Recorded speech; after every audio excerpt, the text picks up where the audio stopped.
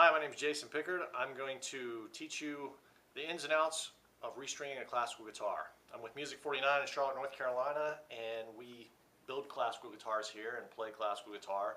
So I'm going to try to clear up some of the myths about restringing it and hopefully prevent some of the problems that people have when they aren't quite sure what they're doing, or they try to copy something that they saw on another guitar. The first thing I want to do is talk about the tools needed. If you'll notice, I've got a bench set up with a nice rug here and a neck support. Not everyone has the ability to do that at their home. So there's one tool that I would recommend, and this is by Planet Waves. We carry this at the store. It's just a folding neck rest that you could put on a countertop or a table. Just be sure and have something that it won't slide. It's got nice rubber feet on it, so I think it's a relatively inexpensive product. Works pretty good. It's not ideal as a fixed one, but it'll get you through it. And also, depending on what type of finish you have on the back and sides of your guitar, you want something. This is a bath mat actually that we're using, that we Velcroed to the tabletop. We just got it at a local store. That'll keep the back from getting scratched. It's going to move a little bit. You're going to need a place to work, but the first mistake that people usually make is trying to do this on your lap like an electric guitar. It's just not as easy. You sort of need both hands. You might even need a second set of hands the first time you do this. It's okay until you develop your own method. So that's the first tool, is you need some way of setting this guitar up and having a good workbench. The other things are some pliers. I use these pliers that have an angled face on them, angled nose I guess you should say, and some snippers. You always want to have those out there right when you're starting so that you've got an area for your tools, you can work properly. Some tape, just some regular masking tape. Nothing that's too sticky, because you can't actually pull finish off of a guitar with too sticky of a tape. So the adhesion on this, you want this to be, I've tried the painter's tape, and the painter's tape doesn't seem to stick half the time. So what I usually use is just a masking tape, and I stick it to my shirt and pull it off to get some of the fuzz on there, and then I put it on an area of the guitar, and that seems to help reduce some of the likelihood of messing up my finish, but also has a tape that'll stick. So the tape, the pliers, some sort of a string winder. These things are commonly found. This is by Jim Dunlop. I'm not a huge fan of them. I actually go a step further and have one that chucks into my drill bit. But at first, we want you to go slowly. So you may just want to use a string winder or even just your fingers. After a while, you get a forearm workout from it. So I don't do it anymore. I use one of these, but you can really mess something up if you're not paying attention to which direction the drill is going when you get started with it. And the only other thing I can think of, other than the pliers and the tape and stuff, is some synthetic steel wool. Now I use the synthetic because the real steel wool, the stuff that's actual steel, it's not so good to breathe. You don't think about the particles that are coming up in the air and getting into your lungs. I have a lot of allergies and stuff, so I keep a little steel wool in case the fingerboard, you can see actually some ebony dust and some nickel dust from frets. If we need to do anything to the fingerboard, we'll use this because it doesn't seem to stir up as much dust, and if it is, at least I'm not breathing in little bits and pieces of iron, and that makes me feel better about it. I guess if you're going to use that, you could use a mask and it's going to leave debris everywhere, but if you have, this is just something I got from a hardware store. It's 5 zeros, so we call it 5/0 steel wool, which is a very fine steel wool. It won't remove anything. It's safer than your average Brillo pad that you use for cleaning dishes or something. So it won't scratch stuff. We're not going to be using it on the finish of the guitar, just maybe on the fingerboard, depending on what you need. That's something nice to have. You can cut off little scraps to make it more manageable. And then some strings, and you're set to go.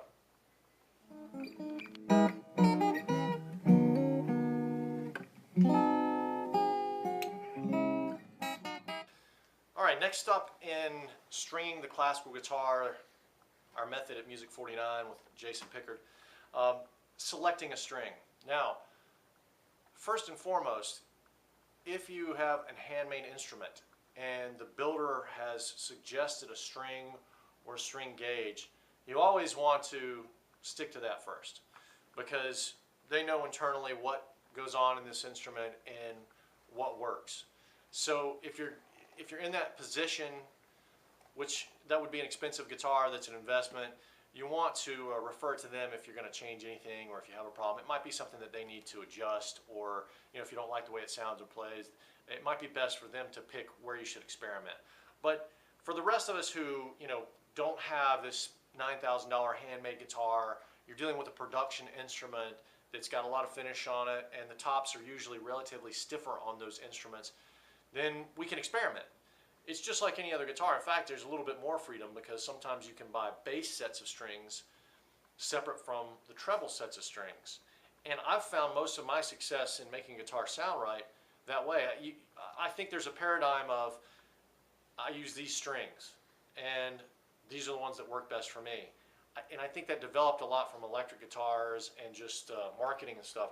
With classical guitar, you can mix and match these. I mean, there are some people who use a different type of third string only, just the G string from a different brand of manufacturer. They like the way it sounds better, and I'm okay with that. Especially if you have a spare guitar, you can mix and match sets of strings and then put whatever you have left on the spare guitar. Always keep fresh strings on it as well. That's a nice thing about having a quote-unquote beach guitar. But what I'm going to do with this guitar today is I'm going to mix and match two sets of strings the way I like it. The basses are going to be from D'Addario, or D'Addario, I hope I said that right, the Pro Art composite strings. Those basses on those strings seem to last a little longer for me. I think we're going to go with a hard tension bass on this particular guitar because I want a little bit more pull on the bass side. It does make a difference. I've tried hard tension on bass, hard tension on treble, regular basses, and a lot of different mixtures of that. It does make a difference on your guitar, and over time it makes more and more a difference. So it'll take 2 or 3 string changes, but it might actually make your guitar sound better. So I encourage it. You have to do it in a way that you know which one came first. So keep a journal in your guitar case.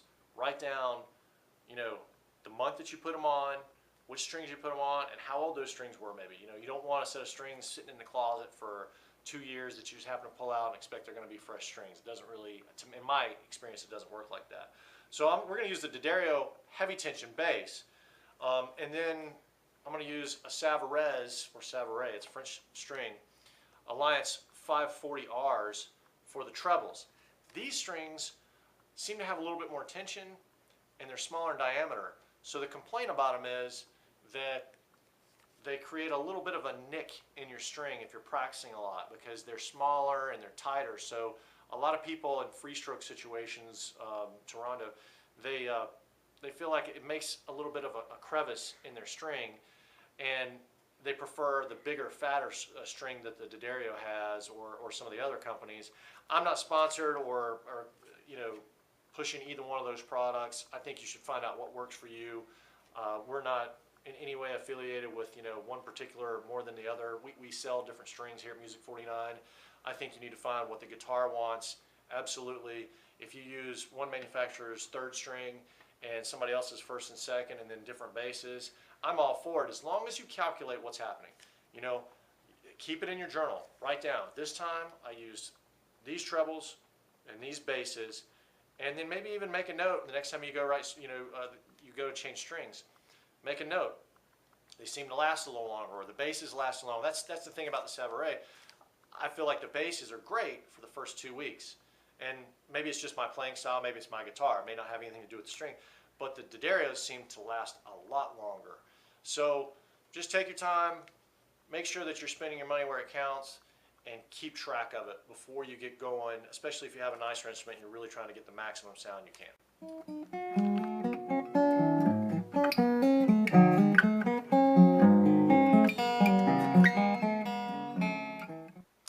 Alright, so we've discussed the tools for restringing this classical guitar, the materials needed, the different types of strings.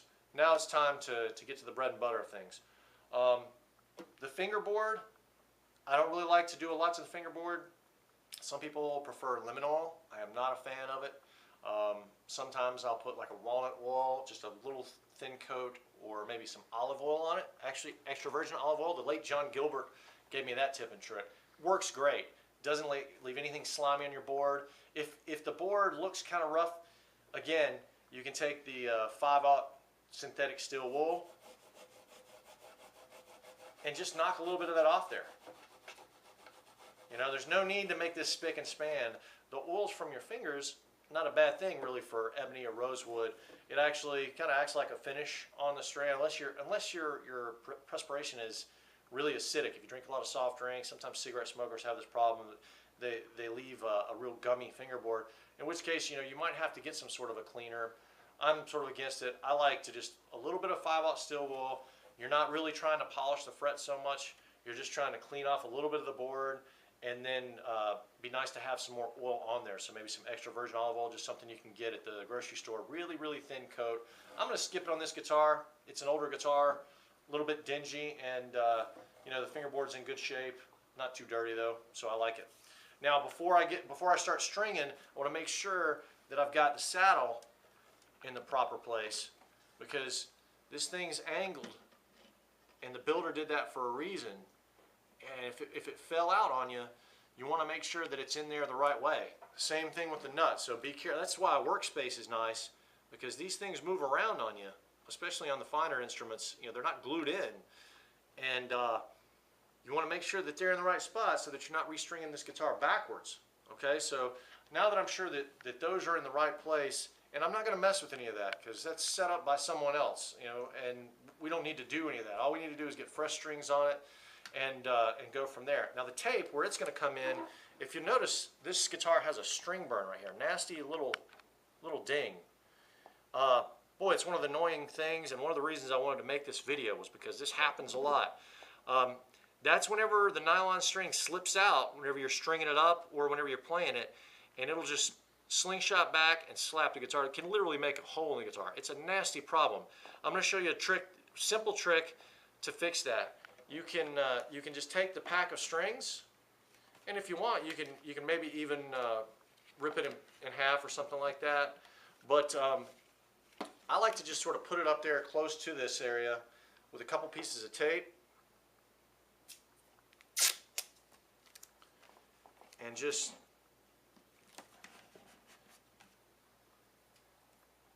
hold it down.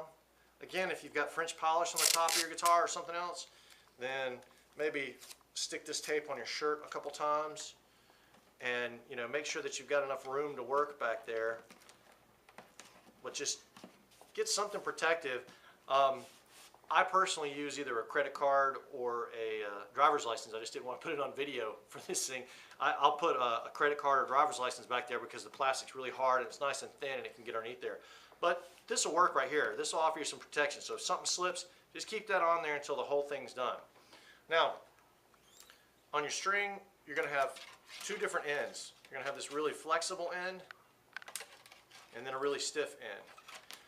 A lot of folks like to use this flexible end here on the 6th string especially because it's more pliable, easier to twist.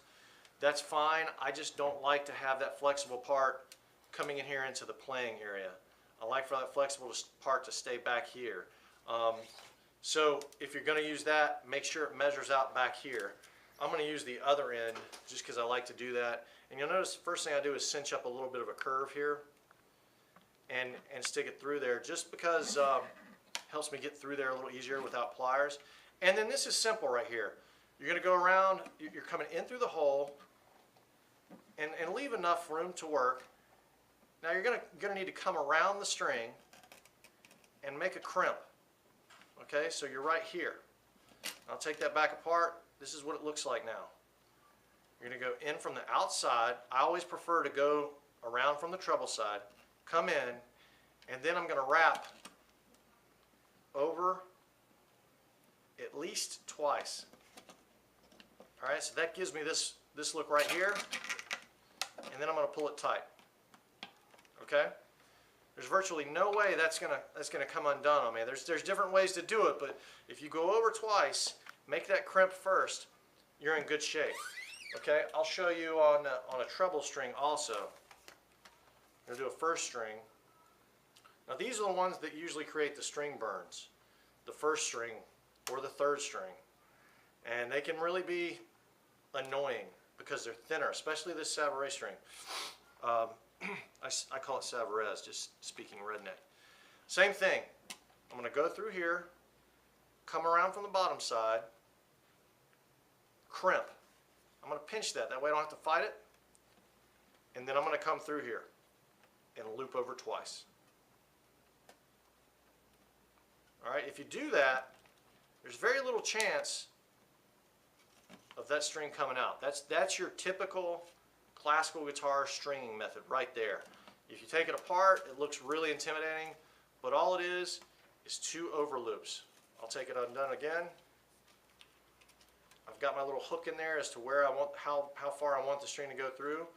Now you got to be careful because you want enough room on the other end to tie it into the tuning machines. So you can't use too much extra here, but just crimp it, go around and over twice. Then hold the remainder, pull it tight. And that's the basic classical knot. That's the traditional way of doing it.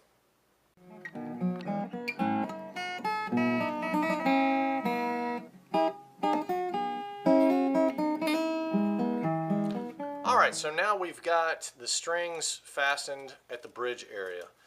I tend to do things one string at a time when I'm stringing a guitar, but just for the video purpose, and if you like it that way, you can go ahead and fasten them all the way to the end, and then we can get up here to the tuning machines. Now this nut, again, you know, it can slide, and that's okay as long as it fits in there good as the builder had originally intended. But our goal is to get through the slot the straightest path to the tuning machine. So you'll see that if I pull this straight through here, the hole is over to the side of it in the tuning machine. So that means that whenever I'm going to go through the hole and I'm going to tune or wind the string this direction to have the straightest path. All this deviation, if you tune wrap the wrong way and you have too many wraps on it, that's going to cause tuning problems. You can see how actually the string wants to come out of there whenever you're pulled too far this way and you put tension on it. This is a reason for a lot of people's tuning problems with the classical guitar. It's not necessarily just because of the nylon strings. Sometimes it's the way people string them up. And having 1,000 wraps doesn't help that any. It just gives more area for movement. So we want to get the straightest path, and we want to get it in here cinched in as tight as we can. So we'll start by coming in from the top, pulling the string snugly, not necessarily tight yet, then come up through the bottom, and since I know I'm going to go this way, I'm actually going to come around from that side with the string.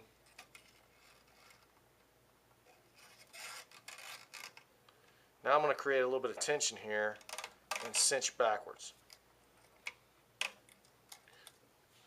Once I grab that from beneath, this is a little more difficult than it looks sometimes. I'm going to make sure that I got everything set here, and I'm going to actually start. I'll grab my string winder to speed things up. Start tuning.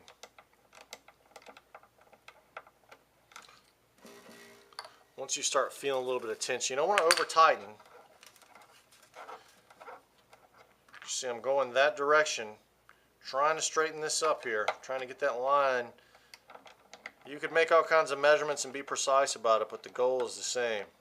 So get it over there. Now, when you look at the way I'm here, the string is cinched underneath the original winding, and now we're forced to make another loop. Sometimes, and I don't do this on bass strings so much, but you could actually come through across again and trap it underneath there if you feel like you need to. I do that on treble strings for sure, but it's up to you as to which kind of string you're using and what material these tuning pegs are made out of. If it's something really slippery, then you may need to do that. Now I'm going to skip to the 4th string, because now, you know, we're in a different situation here where we've got to go this direction. So I really want this string to be as close as I can to the edge, you know. So a lot of people really pull it over here, and if you can avoid that, I think it's a good thing from a tuning standpoint. So I'm really going to try to keep this string tight when I'm stringing it. I'm going to go through, and I might even put it in the 5th string slot at first. And I know I'm going to be tuning this direction or winding that direction, so I'm going to come in from that side to loop around. And again, I'm just going to try to tighten everything up and trying to keep it snug. And now I'm tuning it. You might have to help the string along a little bit to go that direction.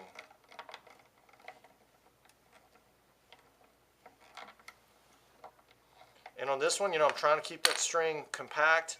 Now, I'm in the 5th string tuning slot, so before it gets too tight, I'm going to move it over there to try to help it along. And I think on this one, I really want that string to be anchored good. I think on this one, I'll make another loop back. Well, it might be getting too tight, so don't over tighten. Just get to this point where it's holding the nut in place and you like it, and do a few strings. I'm going to hop to the 1st string also, just to show you the slipperiest string. This is the one that tends to be the toughest, especially with the 540R strings that I'm using. This hole is quite a bit bigger than the string, so it can just really be a pain. We know we want to get over here, we want to get over there, so we're going to be tuning it that direction. So just loop through. Some of your nicer tuning machines have a smaller pressed in hole there. I'm going to come in from the bottom. Another thing I've done here that I'll show you is I have actually looped through twice, just because that hole's big enough. Someone in college showed me that trick, and I don't know how much it helps, but it makes me feel better. So I looped through twice even on that one. There's plenty of room in there to do so, and I know we're going to need to come around the horn here and really try to get that thing cinched against itself, and then pull back there. And again, we're going to try to get it into a straight line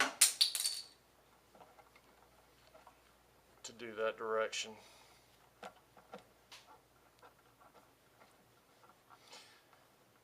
And I fully expect that we'll be needing to go underneath this string again. I just want it to be cinched down as good as possible. Right there, so I'm going to go underneath this again. We're starting to get a little bit of sound there. And that may be as tight as you want to go to make sure you're not breaking the string. Now I've got a little bit of room, if I need to move the string this way, I can track it. If I'm going to have to put more windings, whatever, I'm going to guide it. But you can see the difference of the angle coming through on this nut here. This string's going to be a little more of a problem with tuning than these two strings are, just from a deflection standpoint. So I want you to try to, what I want to teach you is to try to control that as much as possible and get these strings going where you want to. You'll find in the end, it's after the strings are a week old that the tuning process becomes much more simplified, because you've got less of a variable here from friction in the nut area and just deflection, bending as it comes and takes all these compound angles and such.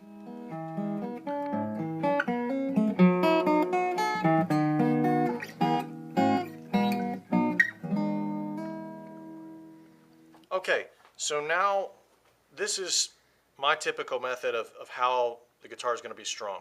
And you might notice that I haven't used the pliers yet in this video. I've done this a few times, so I just kind of get through there with my fingernails, and sometimes I smash my finger, of course, so that's never good. But I haven't had to use them. I guarantee you, though, at some point in time, you'll need some pliers like this. So it's better to have them on hand, that way the tool's there. It's not very expensive, and it'll keep you from being frustrated quite a bit. I've got this somewhat in tune, and I'm close. I know they're going to stretch a lot, but I'm really looking at how the string is tracking. That's a big point of importance to me. I'm almost on the side of the headstock, and I don't like it. Honestly, as a builder, I might modify something there just to get closer to being straight, but as a novice, I don't recommend that if you're not really comfortable. You don't want to go digging and scratching up your guitar and stuff. So again, another recommendation is not to clip these strings until you're done with everything, and maybe even until you've played it for a day. It'll look like your guitar needs a haircut, but if you need to rewind anything or stretch it or pull it again, having plenty of string here. So I'm gonna use these little nippers. And I'm not gonna cut it close, really. I mean, I don't want stuff rattling around up here, but I'm gonna cut it. I'm gonna leave myself about an inch maybe, and curl it through the other side. That's what I'm gonna do with with pretty much all of them. Just because, you know, it's sometimes things happen. I want to get them out of the way, but, you know, I might have to retie a string. You know, this is not, it's working on guitars. It's not such an exact process. Now, that's what I would do just for a preliminary clip. I might even clip this one a little more. I don't know. Make sure that it's off of the guitar. You can bend them around and everything like that so they're in good spot. If you notice, there's no first string. Well, I'm glad it happened, but it just happened to happen while we were stringing the rest of these strings here. The first string slipped out at the bridge. So I'm going to show you a tip I was going to try to avoid showing people just for all the safety involved. But I'm going to put the guitar to the side, and I'm going to show you what happened. So where we had it tied securely, the first string came off. Again, very common with these smaller composite sort of strings. Well, I don't think this is a composite string, but it's a smaller diameter string, the Severet 540R, normal tension, I think. Now I'm going to fix it to where it doesn't slip. What I'm going to do is I'm just going to take a lighter. Again, I guess by the book, you know, have a fire extinguisher or whatever you need. You know, be safe about this. Maybe even do it outside. Don't do it near your guitar, anywhere near your guitar. Just make sure that you're really careful. Keep your fingers far enough away. You may want to hold it with pliers, but just wave the flame. Just barely touch the flame to that string and make a little ball there. All right. I'm going to use that on the other end to where this thing won't slip out again. You may find that the strings you use, especially if you use these brand of string, the 540R, that you have to do it. I don't like to do it unless I have to, because I don't like applying heat anywhere to the string. See, it's already cool enough to touch after a second, so it doesn't have to get hot. You don't want to burn it. Don't put yourself in danger. Use all safety precautions, whatever you got to do. But that's the way it looks.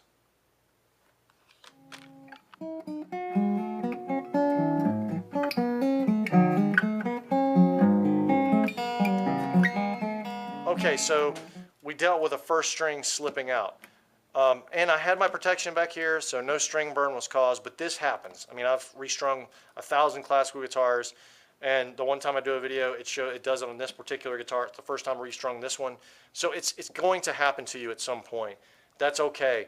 If you'll notice, I've already restrung the second string just as a precautionary. When the first string slipped, I put the little melted end on there. So we've melted a little ball on the end of the string here, and we're going to use that as a catch, because I don't want any more flexion than I have to have in here. So I'm going to do the same thing though. I'm probably even going to use about the same bends that were there on the string before. I'm going to go around the edges.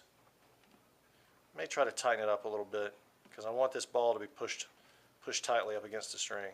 And I'm going to go over twice. You know what?